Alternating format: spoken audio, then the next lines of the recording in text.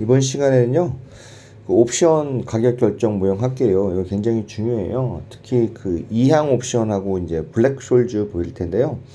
이제 이항 옵션 가격 먼저 볼게요. 이제 이항 일단 뭐 옵션 가격 결정 모형을 계산하는 뭐 우리가 이제 시간을 구성할 때 시간이라는 게 사실은 연속적으로 흐르잖아요. 그래서 연속적 모형이고 시간이 뭐 1분, 2분 이렇게 딱딱딱딱 끊어져서 흐른다고 가정하는 걸 이산적이라고 불러요.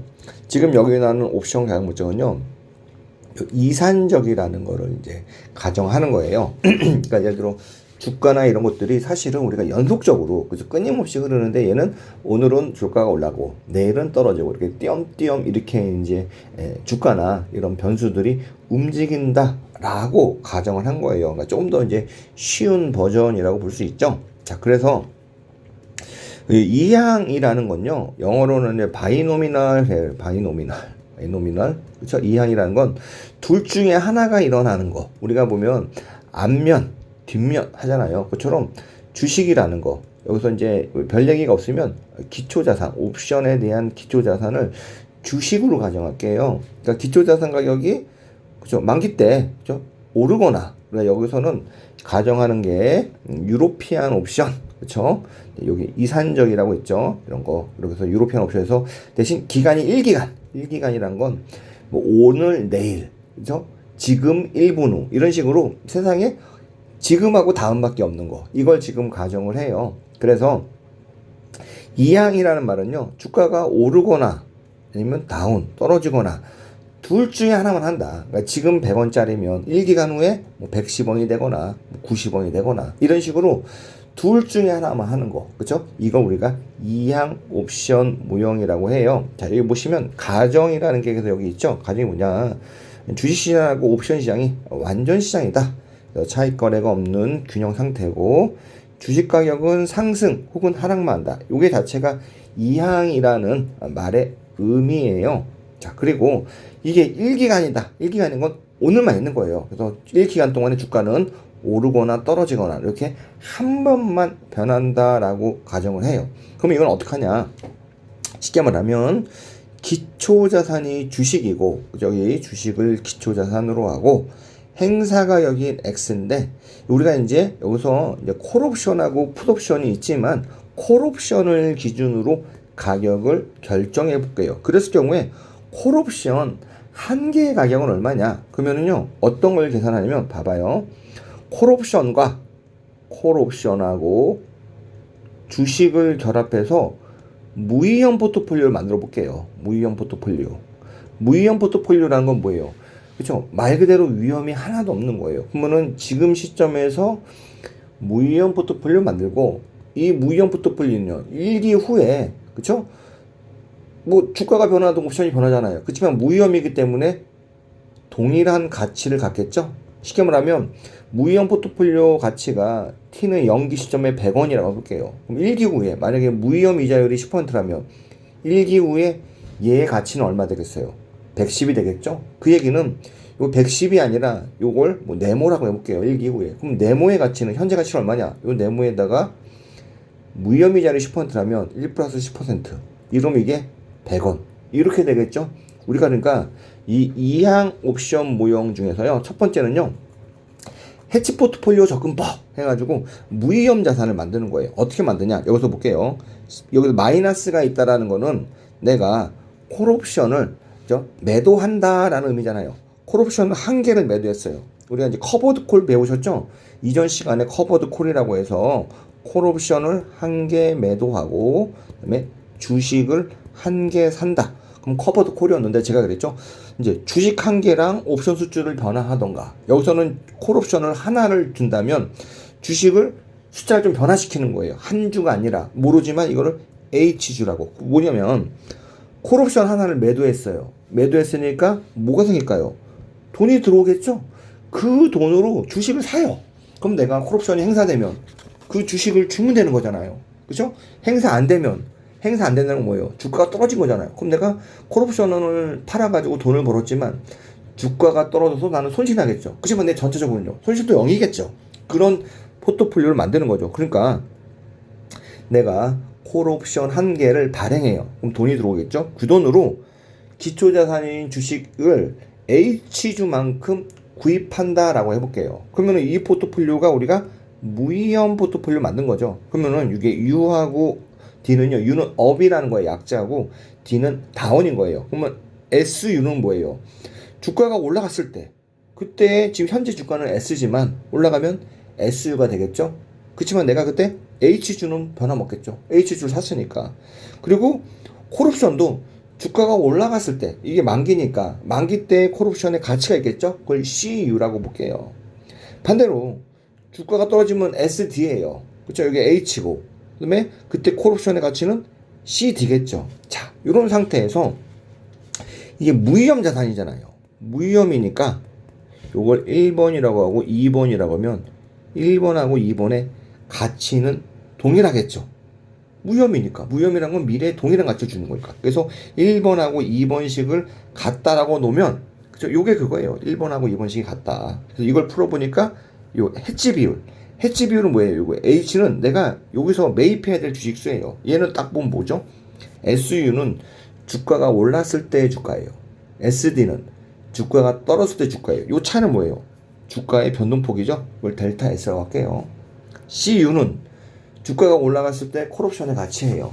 CD는 주가가 떨어졌을 때 콜옵션의 가치예요. 이거를 델타 C라고 할게요. 그러니까 요 H란 말은 주식의 가격이 변동할 때 옵션의 가격이 변동하는 정도, 이렇게도 이제 해석이 되죠. 자, 그런 상태에서 자 1하고 2가 같다라고 논다면 그때 우리는 H를 계산해요. 그렇죠? H를 계산하고, H를 계산했으면 우리는 지금 현재 요 주가는 알아요. 현재 주가는. 주가는 알고 옵션 값이 몰라요. H 값이 모르지만 우리는 현재 주가를 알기 때문에 미래에 얘가 올랐을 때, 그렇죠? 옵션의 행사가격을 알잖아요. 행사가격과 주가를 비교하면 이 주가가 올라갔을 때 옵션의 가치를 알고 주가가 떨어졌을 때 옵션을 알죠. 그렇다면 뭐냐면 요 1번하고 2번이라고 했더니 1번의 값을 알고 2번의 값을 알아요. 근데 1번과 2번의 값은 같겠죠? 그러면 여기서 우리가 모르는 거는 C라는 거 하나예요. 그러니까 HS 빼기 C는 1년 후에 HSU 빼기 CU가 되겠죠? 대신 이거는 현재 가치는 얼마예요? 1 플러스 무위험 이자로 해야겠죠? 왜? 요 자체가 1기간 후에 얘 무위험 포트폴리오 가치니까 얘 현재 가치하고 1기간 후에 가치의 가치를 비교하려면 이 1기간 후에 무위험 포트폴리오의 가치를 무위험 이자율로 할인해야겠죠? 그럼 두 개의 가치 같아지겠죠? 그럼 우리가 여기서 H 알고 S 알고 SU, CU 아니까 현재의 옵션의 가격을 계산할 수가 있겠죠? 그래서 그 다음 페이지 보시면 이게 계산하는 방법이에요. 이게 콜옵션의 가치인데, 자, 이거 외워야 되냐? 야, 이거를 외울 필요 없어. 이거 어떻게 이 식을 외워요? 그래서 이거는 제가 물론 이 강의에서 문제는 안 푸는데 이 문제를 한번 풀어볼게요. 이 문제를 풀어봐야지 우리가 돼요. 20년 CPA 기출이에요. 1차요.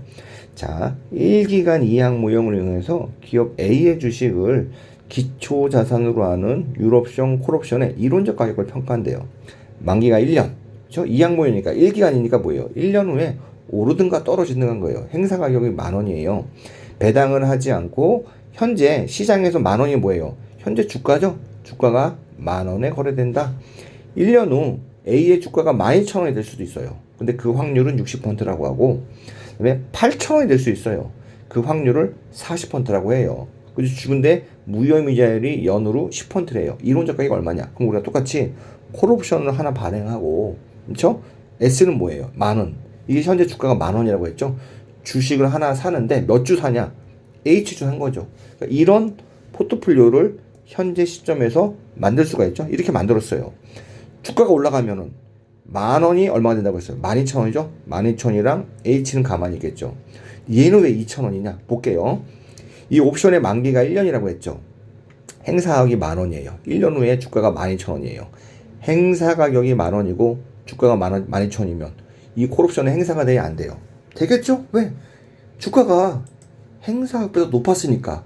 그러면 이 콜옵션을 갖고 있는 사람 행사하겠죠. 그럼 요거 가치가 얼마예요? 12,000원에서 10,000원 뺀 2,000원이 되겠죠? 그러니까 포트폴리오의 가치는 이렇게 되는 거죠. 12,000원 빼기 요렇게. 만약 주가가 떨어졌다고 봐요. 그러면은 주가가 떨어지면 얼마라고 했어요? 8,000원이라고 했죠. 8000H예요. 그러면은 행사 가격이 10,000원인데 주가가 8,000원이에요. 이 옵션은 행사가 될까요, 안 될까요? 안 되겠죠. 왜? 미쳤다고. 8,000원짜리를 내가 10,000원 주고 사? 콜옵션은 행사가 안 된다. 그럼 콜옵션 가치는 얼마죠? 0이겠죠. 그러니까 끝에 값은, 그래서 얘는 사실 플러스 0 이게 있는 거예요.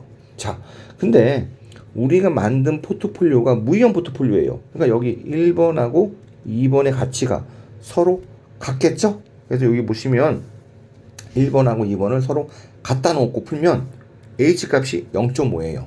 자, H가 0.5가 됐어요. 그럼 여기다 넣으면은 5,000이죠? 5,000 빼기 C는 얘가 0.5 넣은 거예요. 4,000이에요. 근데 이거는 언제예요? 1기간 후의 가치죠? 무위험이자율이 지금 10% 들어갔죠? 이렇게 되겠죠?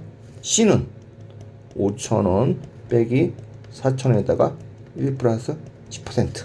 그렇게 하겠죠? 그러니까 1,364원이 나오죠. 만약에 문제에서 풋옵션을 계산해라. 그러면은 우리가 풋골 페리티를 알잖아요. 자, 풋골 페리티라는 게 P 플러스 S는 C 플러스 프레젠 밸류 X. 이거랑 똑같은 이 콜옵션이랑 똑같은 풋옵션을 계산해봐라. P는 어떻게 계산해요? 콜옵션 얼마겠죠? 1,364원. 그 다음에 얘는요. 행사 가격이 10,000원이잖아요. 10,000원에다가 1 플러스 10%. S가 넘어가면은 마이너스 10,000원. 이러면은 풋옵션 가격도 계산하겠죠? 이렇게 계산하시는 거예요. 자, 예제 1번. 이거 꼭 풀어보셔야 돼요. 그래서 이항 모형의 특징은요.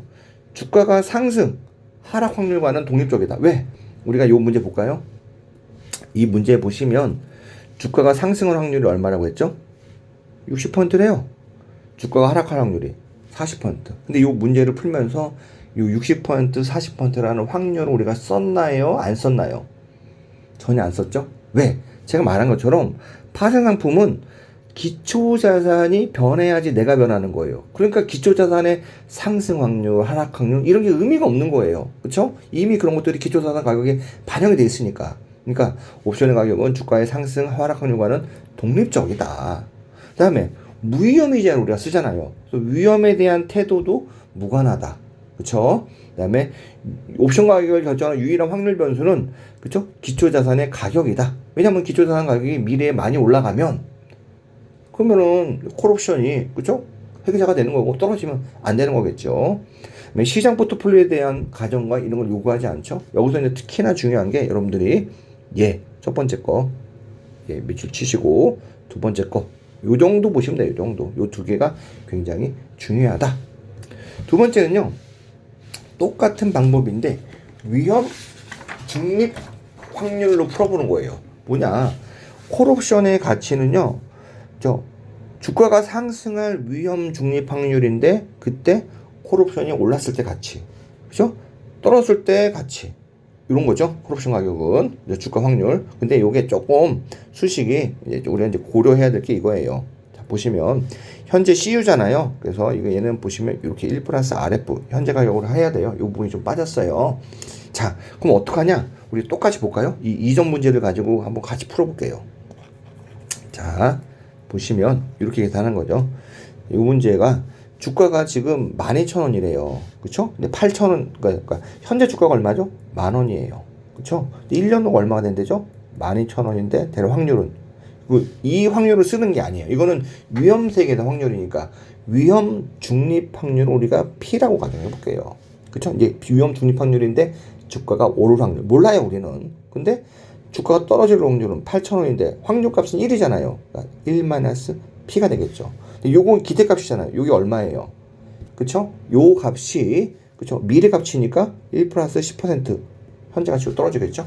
그러면 1 플러스 10을 양변에 곱하면 얘를 가면 얘는 11,000원은 그쵸? 12,000 P 플러스 8,000 빼기 8,000 P겠죠? 자, 그러면 두 개 빼면 4,000 P는 8이 이렇게 하면은 3,000이 되겠죠? P는 3분의 4. 주가가 오를 확률이 3분의 4고 위험 중립 확률로 주가가 떨어질 확률이 그죠? 3분의 4인데 3분의 4 그죠? 4분의 3 4분의 3 4분의 3이고 4분의 1 이겠죠? 1 마이너스 P는 그죠? 1하고 4 이렇게 되겠죠? 그러면은 주가가 올랐을 때 콜옵션 가격이 얼마예요? 행사 가격이 10,000원인데 12,000원 2,000원이죠? 그럼 2,000원이 될 확률이 얼마예요? 4분의 3. 그쵸? 그 다음에 주가가 떨어지면 0이잖아요. 0이 될 확률은 4분의 1. 얘는 0이고. 근데 얘는 언제 쪽이에요? 1년 후죠? 얘를 10%로 나눠봐봐요. 그럼 얘는요, 400, 500이죠? 1500에다가 1.1로 나눠주면 요 값이 또 1364가 돼요. 이렇게 계산하는 거. 이게 바로 위험 중립평가법이에요. 수식은 이렇게 오래돼 있지만 그런 거고, 지금 여기 하나 빠진 부분들이 요거예요. 요거 죄송해요. 요거는 여러분들 교재를 보시고 여기다가 1 플러스 RF 요 무위험 확률로 이렇게 할인해 준다라고 보시면 될 것 같아요. 이제 그런 얘기가 지금 뒤에 막 이렇게 돼 있는 그런 얘기예요. 그래서 한번 개념은 이런 거고요. 세 번째도 뭐 하나 있긴 한데 그냥 이 정도만 볼게요. 그다음에 블랙숄즈 모형이라는 게 있어요. 이게 이제 얘는 차이가 뭐냐면, 자, 우리가 이항분포에는요 이산적으로 움직인다고 했어요. 주가가 연속적으로 움직여가지고 띡띡띡 이렇게 떨어져가지고, 근데 현실은 주가가 시시각각 움직이잖아요. 그걸 반영한 게 블랙숄즈 모형이에요. 근데 블랙숄즈 모형은 굉장히 어려워요. 어렵기 때문에 어떤 측면이냐면, 이거를 제대로 이해하려면 여러분들이 뭐 대학원 가시고 그러시면 되는데, 우리가 이제 보통 이제 시험 목적으로 많이 공부하시기 때문에 블랙숄즈 모형은 어떤 모형의 가정, 모형의 이해, 그죠? 결과의 이해, 이 정도만 하셔도 충분해요. 얘는요, 증권이 일단은 가정의 완전 시장, 그죠? 거래 비용이 없다. 공매도라는 게, 그쵸? 내가 이제 물건을 빌려가지고 팔아서 그 돈을 얻는 거죠. 그거. 그 다음에 이게 중요해요. 기초자산 주가는 매 순간 연속적으로 일어난다. 네? 주가의 점프라기 이런 거예요. 시간이 가면 주가가 갑자기 이렇게 올라갈 수 있잖아요. 그럼 중간에 보면 주가가 공백이 있잖아요. 이런 거는 발생하지 않는다라고 가정하고, 요게 또 중요한 게요. 주가는 로그 정규 분포. 그러니까 이게 보시면 주가 수익률은 주식 수익률이잖아요. 얘는 정규 분포를 하고, 주가는 로그 정규 분포한다. 로그 값은요 항상 양수예요. 왜 그러냐면 주가가 음수가 될 수 있나요? 없죠. 그러니까 주가를 로그 정규 분포를 하는 거고, 주가 수익률은요 현재 지금 0%면 마이너스 100%, 플러스 100% 이렇게 갈 수 있을 거 아니에요. 수익률 자체는요. 수익률은 음수가 되잖아요. 그래서 주가 수익률은 정규 분포, 주가 그 자체는 로그 정규 분포다. 이런 거고, 그 다음에 우리가 유로피안 옵션을 가정해요. 그리고 만기일 전에 배당을 지급하지 않는 거. 그러니까 기초 자산은 주식이지만 유로피안 옵션이고 배당을 지급하지 않는, 만기 전에는 무위험 이자율이 만기까지 일정하고 변하지 않고 무위험 이자율로 차입 대출이 가능하고, 주가의 변동성 있잖아요. 표준편차로 얘기하는 변동성은 변하지 않는다. 만기까지 일정하다. 그랬을 경우에 콜옵션은 이렇게 쓸 수 있다. 즉 이걸 어떻게 보냐면, 자 볼까요? 콜옵션은 우리가 그러잖아요. 만기 때 콜옵션 뭐죠? 맥스 ST 마이너스 행사 가격이잖아요. 그럼 뭐예요 이게? S 행사 가격의 현재 가치. 콜옵션의 내재 가치잖아요. 이렇게 계산된다. 근데 이게 복잡한 수식이잖아요. 그리고 이걸 하려면 그리고 ND1이라는 걸 알고 ND2를 알아야 되는데, ND1이라는 건요 어떤 값이 주어질 때, D1이라는 값이 주어질 때 누적 확률 분포예요. 예를 들어 정규 분포가 이렇게 있잖아요. 그럼 D1이 여기 있어요. 그러면은 여기서부터 마이너스 무한대에서 요 무한대까지의 전체적인 값을 얘기하는 거예요. 얘는요 ND2는요, 그렇죠? 여기가 만약에 여기 정규 분포이기 때문에 좌우 대칭이에요. 그러니까 여기가 마이너스 T1이고 ND2의 값은 요만큼이 되는 거예요. 이거는 조금 더 어렵기 때문에 지금 단계에서는 이렇구나 이 정도는 이제 보시면 되고, 우리 이제 재무 관리 좀 더 디테일하게 좀 더 깊이 있게 공부하시려는 분은 요 재무 관리 그 수나리 우리 기본서 있잖아요. 좀 2권짜리 돼 있는 거, 그걸로 이제 같이 공부하시면 될 것 같아요. 자, 그래서 D1하고 D2도 뭐 이런 식이다. 이런 수식인데 이게 너무 길잖아요. 그래서 이거 외울 수는 없어요. 그래서 그냥 이런 수식으로 의미다. 이 정도 보시고, 우리가 이제 어려운 시험이 아닌 이상은 주로 이제 블랙숄즈에 대한 가정 이런 거 물어보고, 조금 까탈스러운 거는 이 모형의 해석인 거죠. 똑같아요. 주식의 기대 수익률과 무관하게 결정되고, 그 다음에 보시면 요 ND1이라는 의미가 뭐냐, 이걸 해지 비율이다. 이 정도 보시고, 콜옵션 한계약 매입 이건 안 보셔도 되고, ND2라는 거는 콜옵션이 행사될 확률, 그다음에 이 정도 미래의 옵션 가격을 예측할 수 있다. 뭐 그 정도 보시면 돼요. 그래서 예제 2번을 통해 가지고 여러분들이 풀이를 보면서 얘네 의미를 보시면 될 것 같아요. 자, 그냥 그 정도 보시고 우리가 또 예를 들어요. 블랙 얘는 한번 적어 놓으세요. 이게 이제 푸클 페리티잖아요. 이거를 주식에 대해서 미분하면은 얘요. 델타 S가 그러니까 델타 값이 변화할 때 얘가 변하는 거. 주식은 그 자체로 미분값은 자기 자신이니까 1이고 델타 S, 델타 C죠. 얘는 최종값은 주식값 관계없으니까 0이 되고 요게 되고요. 요거를 우리가 뭐라고 쓰냐? 델타라는 말이에요. 뭐에 대한 변화율. 근데 이게 풋옵션의 가격이야. 풋옵션의 델타하고 플러스 1은 콜옵션의 델타. 이렇게 써요. 그래서 요 수식은 여러분들이 이제 뭐랄까 그냥 조금 이제 넣어두시면 유용해요. 그래서 요거 하나 이렇게 써 놓으세요. 자, 그 얘기고 그 다음에 시간이 좀 10분 정도 있으니까 더 하죠. 옵션 가격 결정 모형을 응용하는 게 우리가 메자닌이라는 게 있어요. 메자닌이라는 게 뭐냐면 보통 요 재무 상태표의 차변을 보면 여기 이제 부채잖아요. 쉽게 말하면 차입금, 그렇죠? 여기는 자본이잖아요. 쉽게 말하면 주식이고 여기는 남의 돈, 타인 자본이잖아요. 그러면은 타인 자본의 특성이 내가 돈 빌려주고 나는 회사가 잘 되든 못 되든 원금하고 이자만 받으면 돼요. 그러면 되는데 주식이라는 건요. 회사가 잘못되면 나 전체 손실을 보는 거고 회사가 잘 되면 그죠 채권자보다 높은 가치에 한해서 내가 다 이득이 다 내 건 거잖아요. 근데 얘네들은 중간에 애매한 거 부채도 아니고 자기 자본도 아니고 그런 것들이 뭐냐면 이제 전환사채라는 게 있어요. 전환사채라는 건요 원래는 사채로 발행이 됐어요. 근데 발행하면서 야 너 나중에 이 사채를 내가 주식으로 바꿔줄게. 그쵸? 그러니까 사채긴 사채인데 주식으로 내가 교환할 수 있는 사채예요. 마치 그렇죠? 그렇다 보니까 얘랑 동일한 전환권이 주식으로 교환하는 걸 전환권이라고 하거든요. 이런 전환권이 전혀 없는 사채의 가치에다가 내한테 유리하면 내가 주식으로 전환하고 나한테 불리하면 내가 전환 안 하면 되잖아요. 그때 그 주식으로 전환할 수 있는 전환권의 가치. 전환권이라는 건 내가 무언가를 바꾸는 거잖아요. 무언가를 쉽게 말하면 사는 거잖아요. 주식을 살 수 있는 권리. 이게 사실은 말하면 콜옵션이죠. 옵션의 응용이라는 건 내가 이런 사채에다가 무언가 이런 식으로 이걸 하이브리드 채권 혹은 메자닌이라고 부르는데 이런 채권처럼 옵션의 성격이 가미되어 있는 자산의 가치를 평가하려면 얘는 뭐예요? 그냥 채권 가치를 평가하면 돼요. 이 앞에 있는 건요.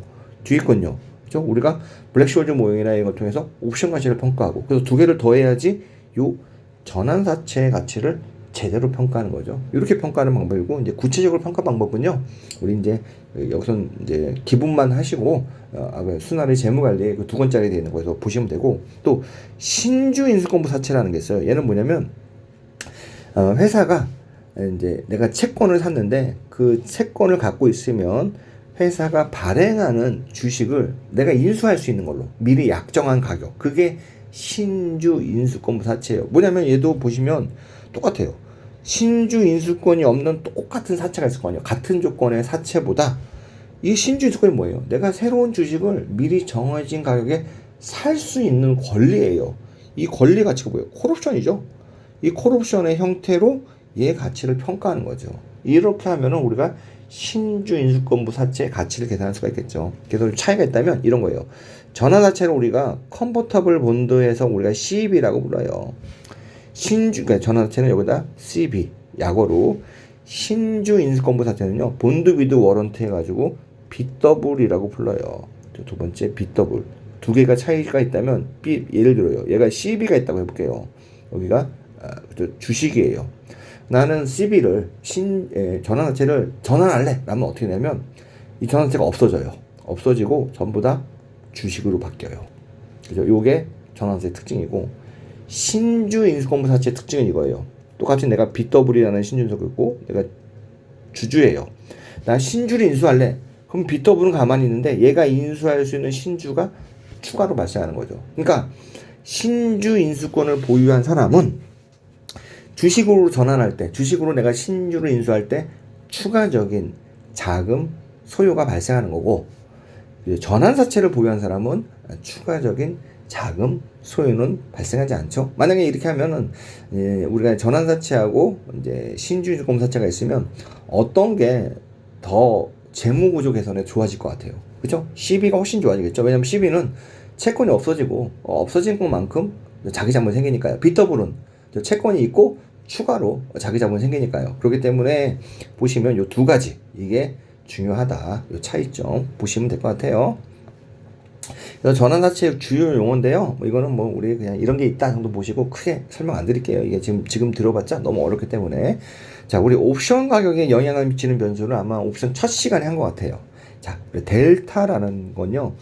기초 자산의 가격이 변할 때 옵션 가격이 변화하잖아요. 이걸 민감도라는 거죠. 이런 의미예요. 그래서 요게 좀 틀렸어요. 이게 오타예요. 이거 죄송한데 이걸 어떻게 바꿔냐. 콜옵션 델타가 아니라 우리가 아까 전에 포클 페널티를 통해서 제가 적어 놓으라는 게 있었잖아요. 보시면 뭐예요? 이게 델타 P 플러스 1은 델타 C. 그러니까 요 간격이에요. 얘는 콜옵션의 델타보다는 콜 대신 이렇게 바꿔줘야 되죠. 콜 대신 여기에 콜 대신 풋옵션, 여기 풋옵션 대신 콜옵션 이렇게 이제 바꿔줘야겠죠. 죄송합니다. 이건 오타예요.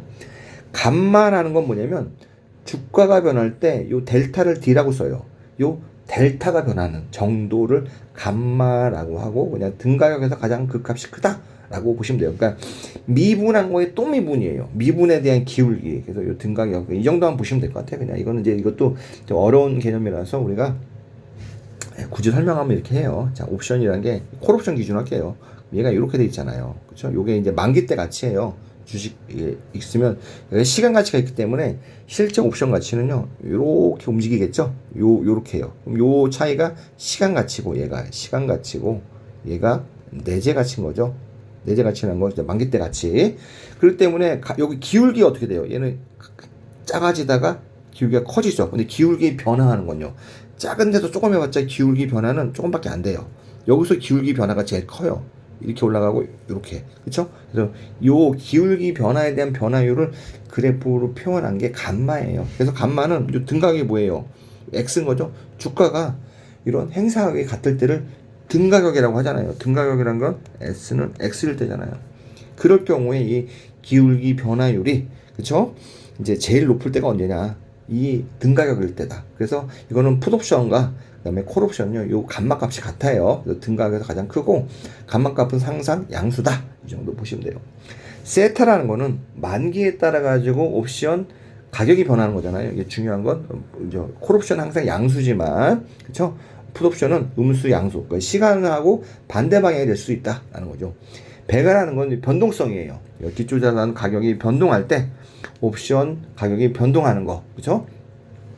로우라는 건 무혐의자래요. 무혐의자를 변동할 때, 그러니까 배가라는 건 이거죠. 기초자산의 가격이 변동할 때 옵션의 가격이 변동하는 정도.